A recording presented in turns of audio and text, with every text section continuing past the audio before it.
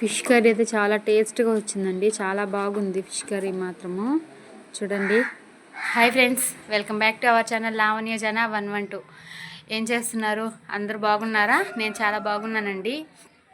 నేను పండగలు అయిపోయాక మా అత్త వాళ్ళ ఇంటికి వచ్చినాను, మా మేనత్త. ఈరోజు సండే కదండి, అందుకనే ఫిష్ కర్రీ చేస్తానని చెప్పింది. చాలా టేస్టీగా చేస్తుంది.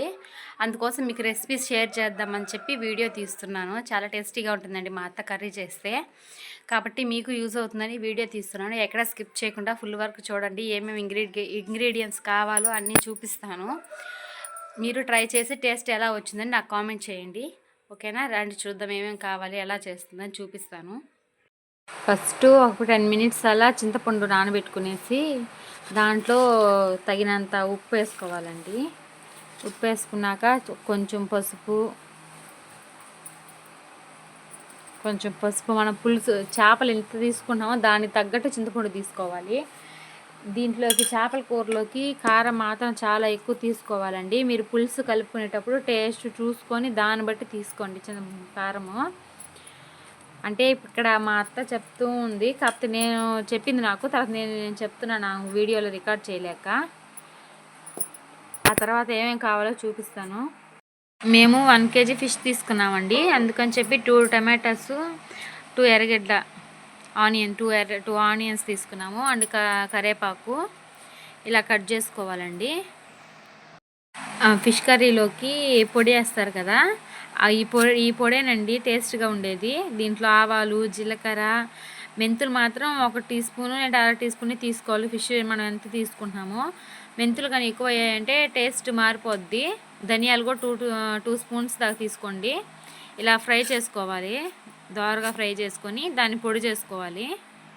అవి ఫ్రై చేసుకున్నాం కదా, అవి పక్కన పెట్టుకొని ఇందులో మనం ఇందాక ఆనియన్స్ కట్ చేసాం కదా, కొన్ని పులుసులో వేయాలండి.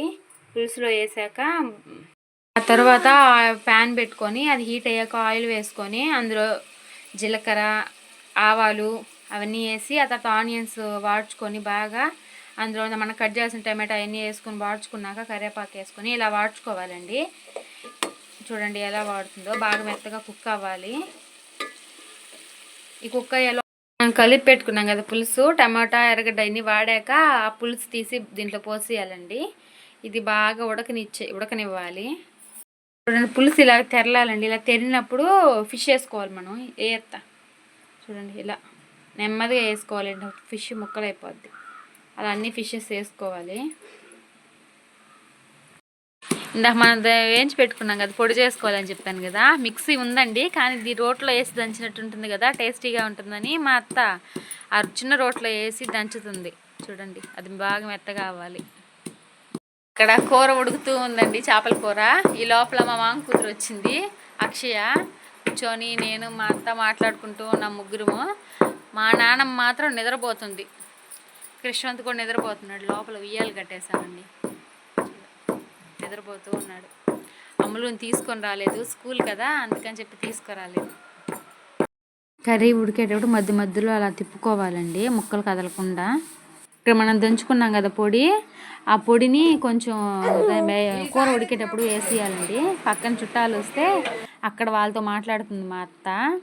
మాట్లాడుతూ పొడి వేసినాక అదప్పుడు కొంచెం సేపు తిప్పాలండి, అటు ఇటు ముక్కలు కదలకుండా గెంటి పెట్టకుండా ఉండాలి. అందుకని చెప్పి అది తిప్పుతూ ఉంది. పొడి వేసిన తర్వాత ఒక 5 నిమిషాలు దాన్ని కుక్ చేయాలా. చుట్టాలు వచ్చారని కదా, వాళ్ళు వెళ్ళిపోయారండి. ఆ తర్వాత వచ్చిన వాళ్ళు కూడా వెళ్ళిపోయారండి. ఇప్పుడు వెళ్ళి మన ఫిష్ కర్రీ ఎలాగుందో చూద్దాం రండి. పొడేసినాక ఒక 5 మినిట్స్ అట్లాగా ఉంచుకోవాలండి. ఆ తర్వాత ముక్కలు కదలకుండా తిప్పుకోవాలి. చిన్నగా ముక్కలు గెంటి పెడితే ముక్కలు విరిగిపోతాయి కదా, అందుకని మా అత్త తోడు తిప్పుతూ ఉంది. 5 మినిట్స్ అయిపోయినాక మనం గ్యాస్ ఆపేసుకోవచ్చండి.